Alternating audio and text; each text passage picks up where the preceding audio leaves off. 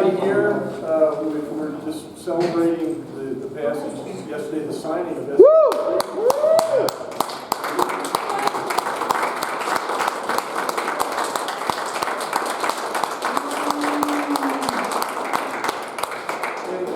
As I said yesterday, this is a big thing for Pennsylvania, and a big thing for Pennsylvania.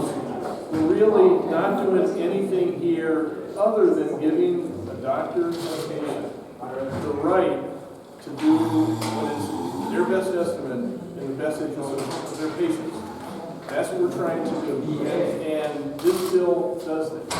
And it's a tribute to a number of different things, and I just want to point out, as I did yesterday, this shows that bipartisanship can work. This is not a Republican or Democratic bill or liberal or conservative bill. This was really just something that we all thought across the aisle, and bridge liberal, conservative, everything. This was just something that was right, and we did it for that reason. The second thing is that it really shows what good representation, having good champions for a cause can do. And the folks behind me really pushed this. We were talking before this meeting, and I'm relatively new to politics. I'm what, a year and 4 months now. And when I first got here, what I saw was an engaged group of parents, of citizens, who were doing nothing more, nothing less than looking out for the well-being of their loved ones. That's all they were doing, trying to do what was right. And that was so impressive.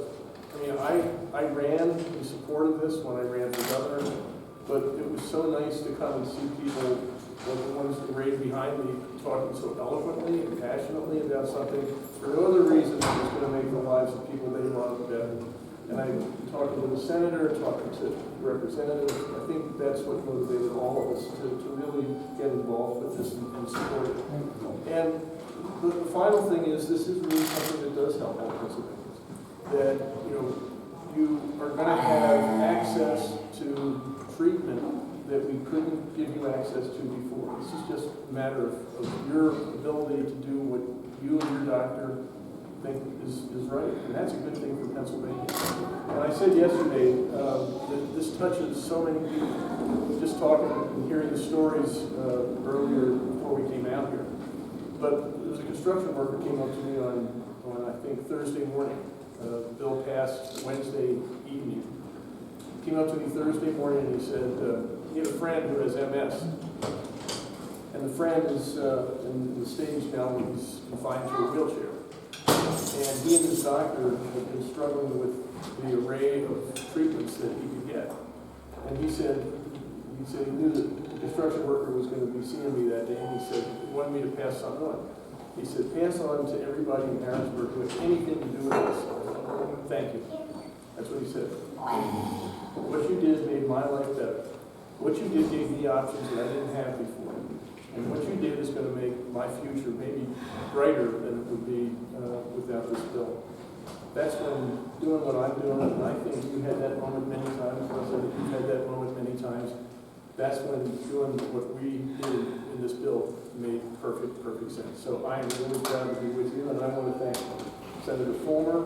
That was another reason that made this such an easy lift for me, to have someone like Mike Fulmer championing this in the Capitol. I live in York County, as you know, Mike Fulmer is my senator. It's a little bit of York County, York County, is the same. And I appreciate having that. That's my relationship. So thank you very much, and let me introduce my state senator, Mike Fulmer.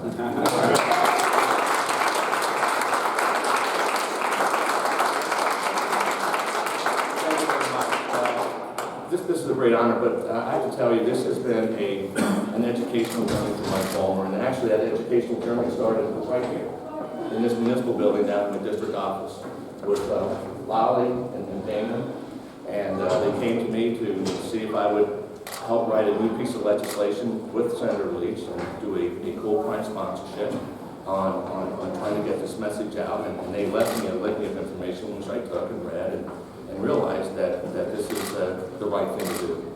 So moving forward, I have to tell you that these folks, that Rob would call the mama bears, and now the campaign for compassion, were the best lobbyists I've ever seen in my entire life.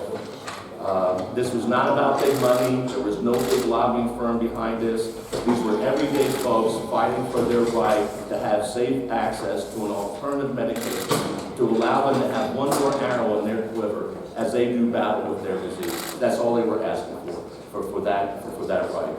And we've got it to this point. I'm going to thank again, and I thanked yesterday, but there's two people here, small business people here in Lebanon County, who donated their alpaca stand, display stand at the farm show last year so that we could have an educational moment, which we literally handed out over 4,000 of these pieces of literature. And it was all because of Denny Ballback and Monica Klein and their farm, who so graciously paid for the rent for that stand, because after all, we were amateur lobbyists, right? We didn't have big money, right? We were doing everything by the fly here. Exactly. And we were doing everything by the bootstraps and by the shoestring. But you know what? That's, I think, what our founders intended, lobbying to be. Everyday folks fighting for their rights. And the other thing is that, you know, I always carry this with me everywhere I go, but it opens up, this is the Constitution, opens up with three important verbs. We the people. And we the people were heard, and we the people won on this issue. And there were so many things. It was like all the synergism all together, the great lobbying. I mean, Campaign for Compassion were like unbelievable. I mean, they were just so great, and it made it easier for me to work it on the inside and talking with my legislators. But finally, I want to say this, and I forgot this person yesterday, and shame on me, and I'm going to apologize now. And that is my wife, Sheila, who has went through a lot, especially the last 2 weeks. It was very tense. There was a lot of lows as we were trying to get this thing across the finish line. And I wasn't the happiest person to be around those 2 weeks. And I just want to say, Sheila's at work right now. She doesn't know I'm doing this. But my wife, Sheila, has been, she was awesome. And I just want to thank her publicly because, and my whole family, because Paul wasn't, I have 7 grandkids, and Paul wasn't the most fun guy the last couple of weeks. But we made it. Woo!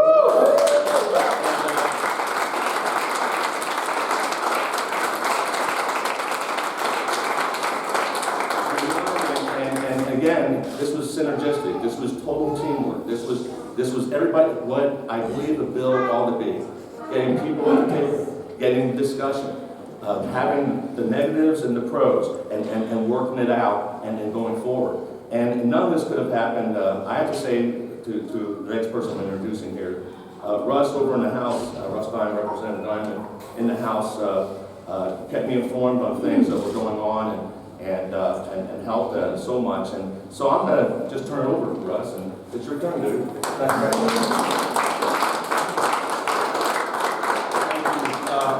There's a lot of good takeaways from the culmination of this effort. I think, though, I want to reiterate what the governor said, what Senator Daley Leaf said at the Capitol, what Mike Fulmer has said many, many times. I turn around, I look at these folks behind me, I don't see a single Republican or Democrat in the bunch. Their symptoms are indiscriminate. The serious medical conditions they have are wanton. They don't care what political affiliation they infect or affect. And this is really, everybody calls it bipartisan. I totally call this a non-partisan victory. It really is nonpartisan. We worked across the aisle, we worked across the Capitol, we worked between one branch of government and the other. I think that's very important to take away. And going forward, I'm hoping there's going to be more opportunities to do this because we disagree a lot. But he and I disagree a lot. there are a lot of things that we have disagreements on in Harrisburg, but when it comes to helping the sheer volume of Pennsylvanians that we helped with Senate Bill 3, and it's amazing. I mean, just the autism amendment that I had put on to include autism, that's 188,325 people in Pennsylvania.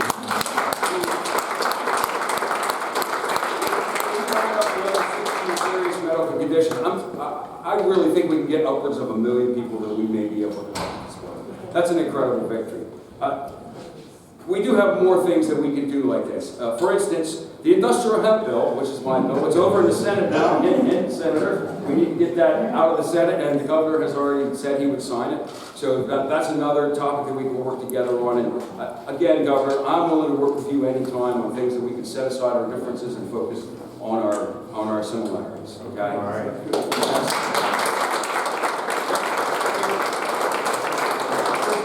And I don't think anybody has talked about this in this whole battle. To me, this is actually a 10th Amendment battle. Yes. When the federal government, through its inaction or action, either way, it has a policy in place that really is not in the best interest of Pennsylvanians or the residents of any other state. I believe it's the duty of that state's elected officials to move forward with or without the federal government. That's right. And I think it's important to note here too that I believe that now, with Pennsylvania being the 24th state, more than 50% of the landmass of the United States and more than 51% of the population of the United States now have access to medical cannabis. It's time for the federal government to move forward, get this off Schedule 1, and just make it all across America. So going forward from that, I hope that if we don't know what the next administration in Washington is going to do, how they're going to treat this, so I'm willing to work with Senator Fulmer, I'm willing to work with you, Governor Wolf, on how we can protect the interests we just built for Pennsylvania. So God bless you all. This is really your victory. I was happy to go to bat for you. God bless you, Senator Fulmer. You stuck your neck out in a place where no other conservative would. And God bless you.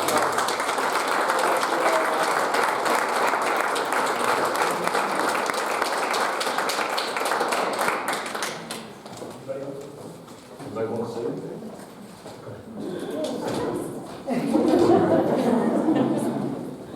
Well, I was not prepared to make any remarks. Christine Graham, one of the moms from the Campaign for Compassion, and I'm caught completely off guard here.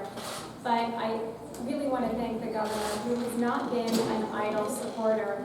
He has been an active supporter from day one. He said he would sign this without question, but he didn't just stand by and say, I'll sign it whenever it gets to me. He helped move the mountains to pave the way for us to get to a successful finish line. And this group of moms, I am honored. I have no idea why I'm here. Because they're, Dana and Molly here, and Ange, and Nicole, and Beth, and Luann. We have Kate, Julie, where's Julie? Oh, yes, and Julie and her adorable daughter, Sydney.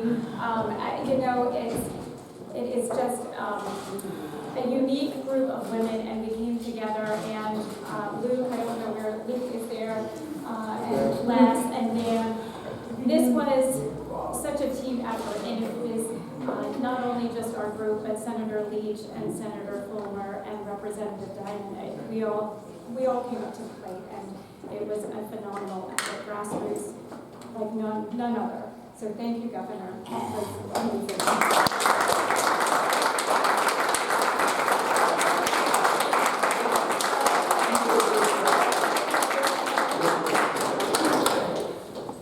Some questions. I'm happy to take questions. Governor, what's next? What's the next step? I think people want to know now that it's, in 30 days it becomes level. What are some of the things that start to be happening? As I said yesterday, members of the Department of Health who have the responsibility for pushing this forward are actually there at the site.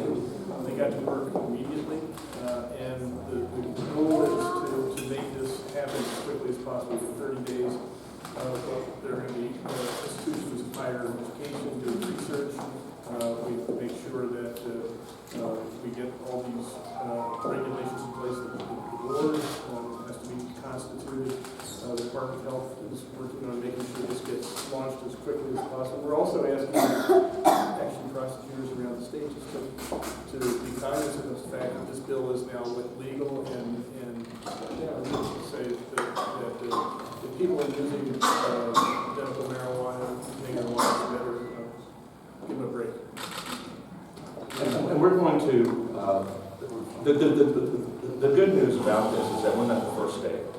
And so there's a lot of good resources out there to help with the department as we're going to be getting the regs ready to go and get it signed up. We're going to have to walk before we run. This isn't going to be instantaneous, but the good news is we have a workable program now. We have a governor that's going to take the lead on implementing and getting these regs set up, and no pun intended, we'll put him on with the right resources. And that was a joke.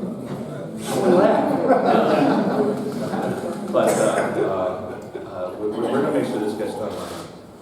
I have a strong vested interest in this. This is about these people here and all the patients here in Pennsylvania. When we had the farm show, like I said, we literally handed over 4,000. Matter of fact, the first weekend we were out. Yeah. We had like 2,700 up print up, and by that Sunday night, we were out. And that's how many folks visited the stand.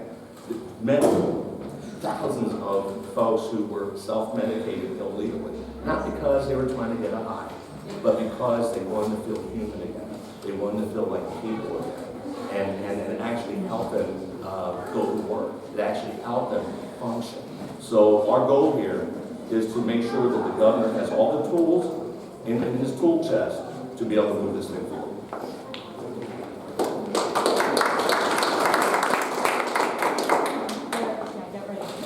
There was a lot of talk about nonpartisanship, bipartisanship, and all the lessons learned as you worked on this bill.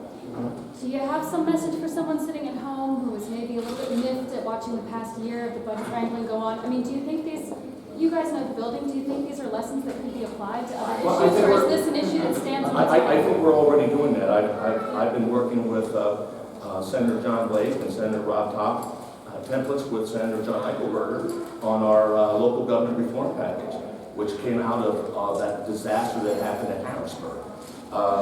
Senate Bill 76 is bipartisan, on a bipartisan basis.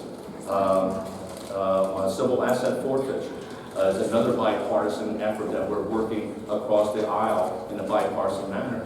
And the bottom line is that the business that we're in, called politics, to me is about relationships and building relationships and getting to the table. Now, the governor and I may not agree on all points, and we don't. But the bottom line is, without that communication, without being at the table, then you end up with nothing getting done. If you get groups of people together, you don't have to sacrifice your principle. You don't have to give up anything. You can, but you just have to understand you have to have respect and go forward. And with these bills that we're working on, that's what we're doing. Industrial and bills, bipartisan. Anything to add? Yeah, I mean, it's the same thing on the House side. I mean, we are working on, I work with Representative Marty Flynn, who's a Democrat from North Central Pennsylvania, on the industrial hemp bill. He put an amendment in, and I allowed for it. There are a lot of other issues we're working in a bipartisan manner on. I've actually, through this bill, our fight on this bill, I've become closer to a lot of members of Philadelphia, you know, the Black Caucus from Philadelphia. It's like you wouldn't expect a guy from Lebanon County to be interacting with folks from Philadelphia too much, but we've become buddies. So it's like out of those, look, everything that's done good in the world is done because there was a relationship first. And that's what legislating is all about, building relationships and building trust. Now that we can trust each other a little bit, maybe we can trust each other a whole lot more and move Pennsylvania forward in other areas, whether it's economic, budgetary, what have you. Move everything of, you know, this left-right garbage that always happens. I mean, we're always going to have it, but we have to minimize it. And I'm willing to go forward, and I know that my Fulmer is too, and I know that the governor is as well. Yeah, let me just say one other thing. I think the relationship building is important, and part of what happened is we went through last year is we learned to know each other better, and that relationship and respect that we talk about that we build up in this I think is going to actually have a lasting effect. On, say, budget negotiations? That's going to be really tough, but yeah. What the heck, why not? We'll give it a shot. Oh, no. Drop the mic on that one. And the people of WGL just heard a flop. Okay, any other questions? Yes. So I'm curious about how quick we can make Representative Baker correct and free the flower for anyone that wants it, and end the freedom-crushing prohibition that has plagued America for 79 years. Now, not that you're editorializing there, I just. Not that I have an opinion about it, right? I ran on the program of decriminalization, not legalization. And I don't know where these two gentlemen stand on all this, to talk about that, but I think there's still some work to do in that area. I think that we ought to really try to legalize the agricultural cultivation of hemp. So I'm looking at the areas we agree. I'm not sure where the rest of the legislature is on legalization of recreational marijuana, but I don't think we're there yet. Let me talk on the medicinal side. And on my educational journey that the moms, Dana and Lolly, started me with, and the rest were part of that group. The one thing I was able to do was research and speak to a lot of really good doctors who use this in many different places. And the one thing I found out is that the farther away we get from the whole plant is where you start running into problems with side effects and things of that nature. And if not one doctor, two doctors, from Dr. Stephen Korn to Dr. Larry Kaiser from Temple. Korn is from Harvard Med, and Dr. Kaiser's from Temple. And oh my goodness, I could go on with various doctors. Here's what I was told, that for whatever reason, this medicine works best in what is known as the entourage effect. In other words, these compounds can be duplicated, possibly synthesized, like they did with Marinol, which is 100% THC, but it's so costly because it was so costly to try to synthesize this molecule. My point is this, is that eventually, once we get over the fear and realize that we have a program running, that dogs won't be sleeping with cats, that the sun will still rise in the east and set in the west, and life will continue, and there will be no great fear, we can then take the next step going forward as far as releasing this plant as a medicine. Because this plant, I'm telling you, works best in its entourage effect, in allowing what God gave us to understand how it works, but we don't have to improve upon it. Right. And allow it to do its thing. Amen. Yes. For SB3, what do you think is the most challenging or difficult regulation or whatever's ahead to get off the ground to get the program running? Well, I think we want to get good. For any program to work, we're going to have to be able to grow this. So we're going to need good growers and processors of this product. And then we're going to have to make sure we have the third-party lab testing so that when the product is grown and when we have the various strains available, that if it's a strain that's supposed to be 20 parts CBD and 1 part THC, then we have to make sure it's 20 parts CBD and 1 part THC. And we have to make sure that there's no mold, no mildew. So those are going to be the challenging things, to make sure we have good growers and processors, and then making sure that we have the dispensaries set up, and then the next will be to educate doctors and have them understanding what this actually brings to the table. And that's where a guy like Dr. Stephen Korn from Harvard Med will be outstanding on, because they already have courses that they give it. And it's funny because before they give his course, he'll do a survey with the doctors that he's meeting with, and they'll ask who would recommend cannabis for medical purposes. And before the conference, the program that they teach, they have less than 50%. But when they get after the meeting, after the program is done, he gets close to 90%. So once they understand this and understand the endocannabinoid receptor system that's throughout our whole body, and understand how the cannabinoids and the cannabinoids and terpenes and all that whole entourage effect that I'm saying that's about this plant gets to work, then there's less fear. Because here's the bottom line, and this was told to me by Dr. Raphael Mishulman and Dr. Hussas Lemire, was one of the founders of the endocannabinoid receptor in Czechoslovakia. That's in their bodies, that was founded back in the early 1990s. Here's what they said. Mike, this is the safest medication that we could be allowing people to have. it's non-toxic, it's non-addictive. Folks, we live here in Lebanon County, we have a heroin problem. And we have a heroin problem not because of cannabis.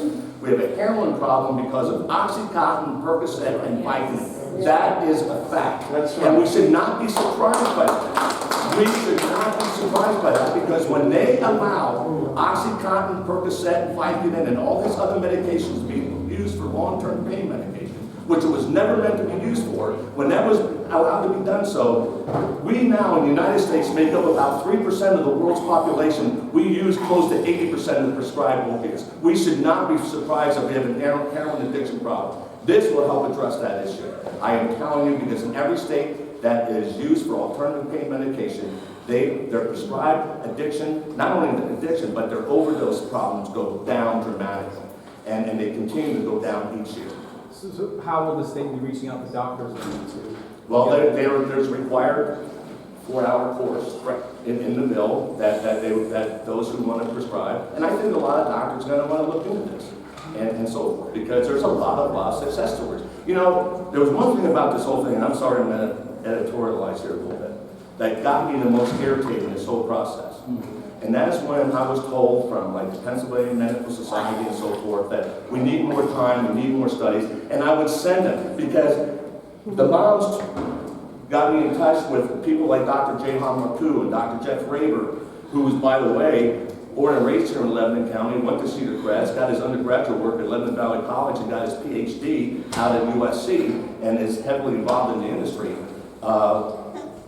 In California. In California. I mean, here's the deal. I mean, we have examples. We have examples right here in Pennsylvania of how this medication has helped going forward.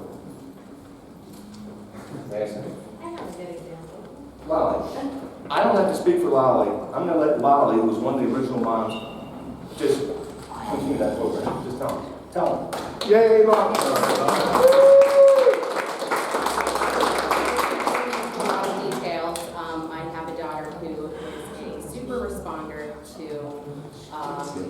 Cannabis oil. She's doing remarkably well. I shared during a press conference the other morning. I wasn't able to be at your Senate vote because I had to take her to ballet, because that's what she does now. She does ballet and she swims and she talks and runs and jumps and plays. She has a normal life now. You know, we're getting there. She still has some cognitive deficits, but she's doing remarkably well. And a couple of years ago, you know, she was a lifeless shell of a child who just laid on the couch having seizures all day long, soiling herself. And so this bill, to me, means the difference between a lifeless child having seizures every day and a child with a life taking ballet classes.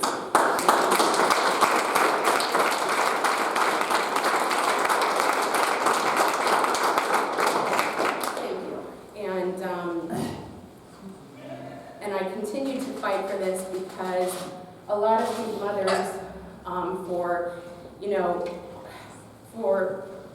many different reasons, weren't able to do this. You know, some of these children are so medically fragile that you need complete transparency with their physicians, and you're not able to have that transparency when you're using an illegal substance. And you know, we have school teachers, we have police officers who have extremely sick children who weren't able to do what I did. And now they all have that option and they can get to experience the miracle that my family was able to witness. So, thank you. When we were talking about THC cap, when we were talking about all those crazy things, I'm going to let you know something. Her success was also her IUP that she had done at IU-15. She was told beforehand that she was never going to be able to read or write, am I right? She was going through all her goals. So this is actually helping restore her. And I got to know Anna when she was lifeless and so forth. And now when I see Anna then and I see Anna now, I don't care. If that's anecdotal evidence, I'll take that anytime, any place, anywhere. That is about people. And this is time to get over this fear and stop allowing special interests to dictate our medicine policies here in not only Pennsylvania, but in the United States. It's totally crazy. This is a non-toxic, organic plant that God has given to us to have proper stewardship over, and we can have that proper stewardship, and we'll be able to allow people to have safe, compassionate access to give them that additional arrow that if their doctor and themselves choose to do so, they should have that right. And I will close on this point. Thomas Jefferson said this. He said, a people that allow their government to dictate what foods they eat and what medicines they take, their souls are in the same sorry state as those souls that live under tyranny. No government should stand between a person, their doctor, and their medication. This is a personal issue. This is our God-given, indefeasible right issue to fight for our life. And when we're talking, if we're not causing any harm to you, if we're not causing any harm to ourselves, nobody should stand in our way to do that. Preach it, brother.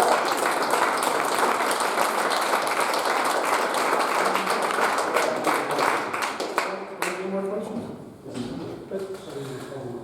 I guess as far as regulations go, from your perspective, with the Department of Health being at the forefront of this, what have you told them about the speed at which you want them to work, or hurdles to overcome? We want to work as quickly as possible, and so we're doing a lot of things, not just the Department of Health, but again, from sending out the requests to prosecutors to say, look at this bill, and it's going to take us some time to get each and every paragraph implemented. But in the meantime, let's be cognizant of someone who might be bringing something across the state border or using it under this law legally. Cut them some slack while we're putting this bill in effect. So I think it could take effect immediately for many people. At the latest, the whole thing, I think we're thinking maybe a year and a half. Yeah, to get the first crop done and so forth. Yeah, I mean, it has been grown and such. So, Right. So we're looking to do this as quickly as we possibly can. And again, we work with the folks who put this into place to make sure we're doing this right. I am not going into this grudgingly. The administration is going into this in an effort to get it done. One aspect of that, there is some patient protections built into this already. Right. 30 days from the signing of yesterday, when I was 29, there's going to be, for those that are minors, 18 or under, we'll have that protection going forward, especially for those children suffering through the various epilepsy episodes and such. And then after 6 months, there's going to be an additional safe protections there for patient protection for those over 18 going forward. So we have an opportunity here in this Keystone State to become the leaders in this and going forward. And I'm very excited about where it can go. The journey is going to continue. It's going to be an educational journey, and we know that. And we're going to do so. So thank you very much for everybody for being here. And if there is, I think that was the last one. That's it. That's it. Thank you.